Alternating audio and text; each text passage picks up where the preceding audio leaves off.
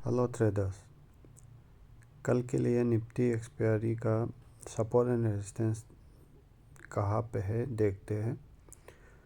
60 के माध्यम से नहीं, ये सिर्फ ऑप्शन प्राइस की हेल्प से सपोर्ट एंड रेजिस्टेंस फाइंड करते हैं।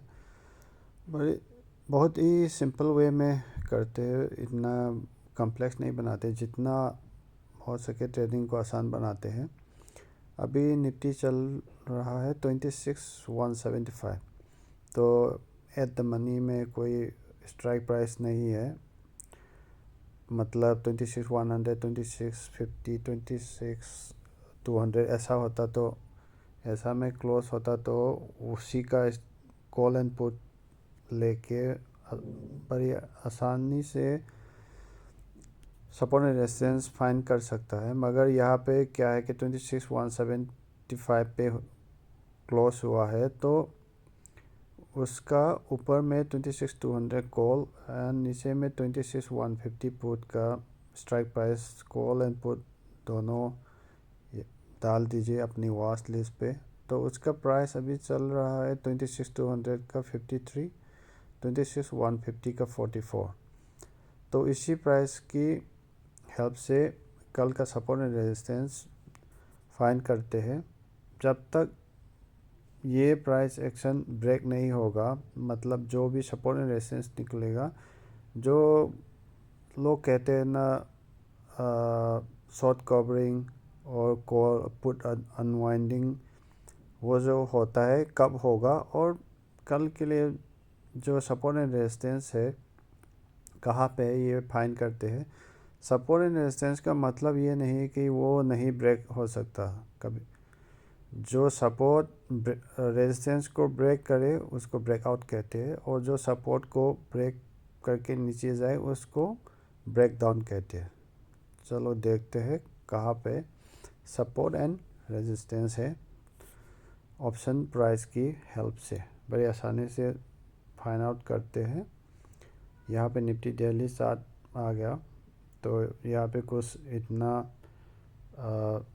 हमें दिखाई नहीं दे रहा है। मतलब चार्ट में तो बड़ी आसानी से आप जो सब लोग जानते हैं कि चार्ट के हिसाब से कैसे करते हैं। यहाँ पे आ गया 26,330, एक मार्क कर लो। यहाँ पे आज का कैंडल कर लो 26,130।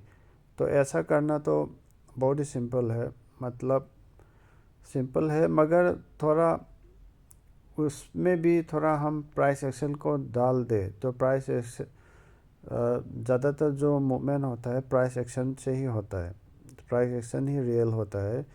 मतलब जो लोग, आप लोगों ने भी सुना होगा, बाव भगवान है, प्राइस इज गॉड। मतलब प्राइस ही है जो मार्केट को चलाते हैं। तो प्राइस के हिसाब से कैसे ढूंढना है देखते हैं। यहाँ पे आप, ये जीरोधा का प्लेटफॉर्म है। यहाँ पे प्राइस को मैं थोड़ा एक्सप्लेन करने की कोशिश करता हूँ।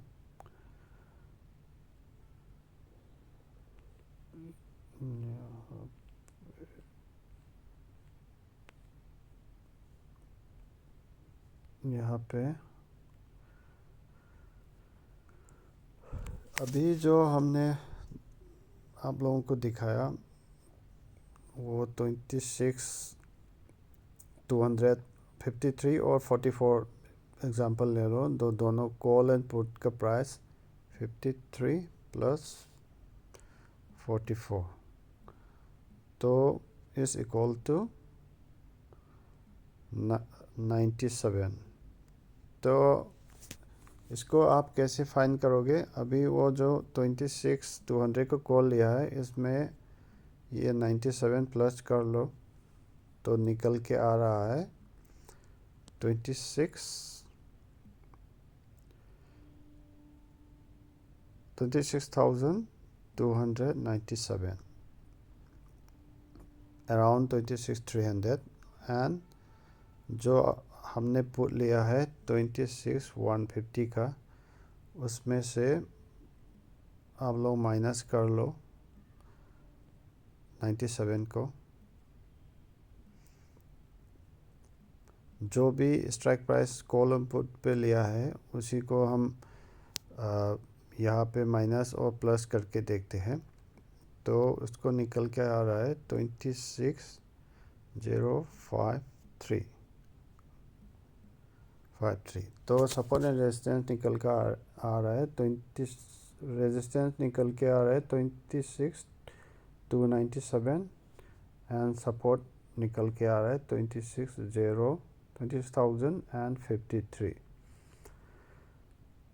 तो यहाँ पे ये क्या है कि जो चार्ट की हेल्प से तो सब निकालना जानते हैं, मगर ये प्राइस एक्शन, ये जो प्राइस एक्शन है ये ऐसा टूल है जो ऑप्शन ट्रेड करने वालों के लिए कि इसके माध्यम से जो आपने प्राइस को और प्राइस की जो कैलकुलेशन आपको आ गया तो आप ट्रेड बड़ी आराम से बना सकते हैं, क्योंकि प्राइस ही है जो मार्केट को बनाते हैं। मार्केट क्यों, सप्लाई एंड डिमांड, मतलब प्राइस को बाय सेल करना है तो कहाँ पर करते हैं, प्राइस पे ही तो करते हैं। तो उसी के हिसाब से ये सपोर्ट एंड रेजिस्टेंस ढूंढ के कल के लिए बाय ऑन सेल, बाय और भी करना हो या सेल भी करना हो, इसी के हिसाब से कीजिए। रेजिस्टेंस निकल के आ रहा है 26300 के अराउंड और सपोर्ट निकल के आ रहा है 26050। तो जब तक इसको ब्रेक नहीं करेगा, जब तक आप एग्रेसिवली बाय कॉल और एग्रेसिवली बाय पुट में नहीं जाना चाहिए, क्योंकि सेलर, जो भी सेलर होगा इसी मार्केट को इसी के अंदर ही बंद, एक्सपायरी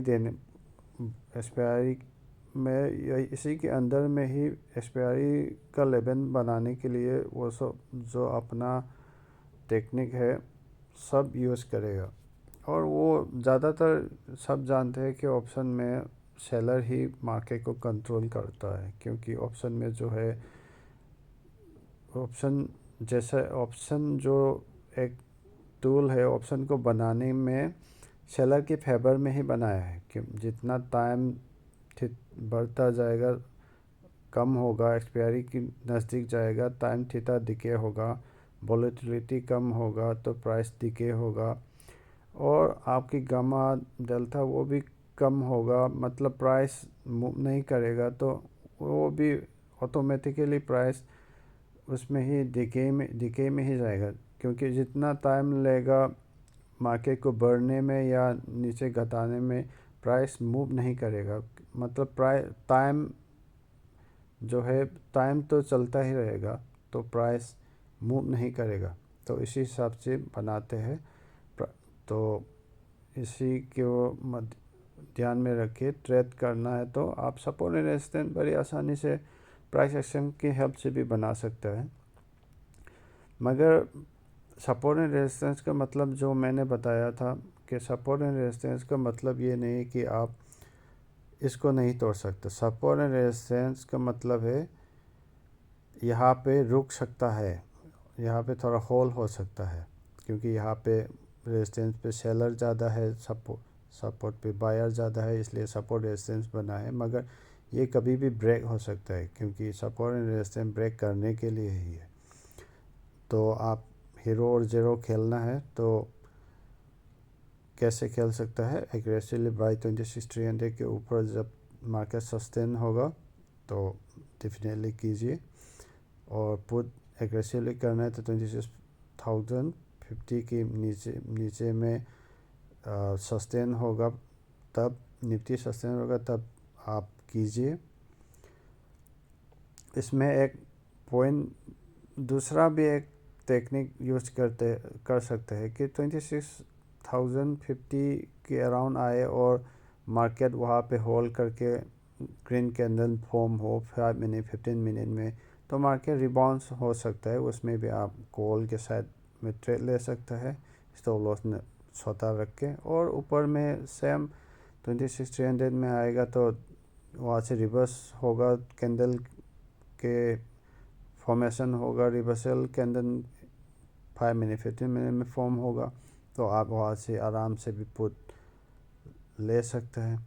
तो ट्रेड ऐसा, मैं ये सिर्फ एजुकेशन पर्पज़ के लिए बना रहा हूँ कि मार्केट में ट्रेड कैसे होता है। आप मार्केट की जब मिडिल पॉइंट में मार्केट में जब आप एंट्री करोगे तो आपका लॉस होने का चांसेस बहुत है। मिडिल मतलब ऊपर में भी जा सकता है, नीचे में भी जा सकता है। तो आप जब भी ट्रेड प्लान करें, ऐसा करें कि सपोर्ट से रिवर्सल हो बाय करे, रेजिस्टेंस से रिवर्सल हो सेल करे, या सपोर्ट एंड रेजिस्टेंस ब्रेक हो तभी बाय और सेल करे। उसमें क्या है कि आपका स्टॉप लॉस नज़दीक पड़ता है और आपका ट्रेड सही जाने का भी चांस बढ़ जाता है। बाकी तो अपनी ट्रेडिंग नॉर्मल डे में तो आप नॉर्मली जो ट्रेडिंग सेटअप है उसी का ही इंतज़ार कीजिए, उसी में ही ट्रेड कीजिए। चलो कल देखते हैं इसी पॉइंट को कैसे ब्रेक होता है या बेस में ही रहता है। अभी के लिए तो प्राइस एक्शन इसी की बेस में रहने के लिए प्राइस एक्शन है दिखा रहा है, मगर मार्केट है, कुछ भी हो सकता है। Thank you.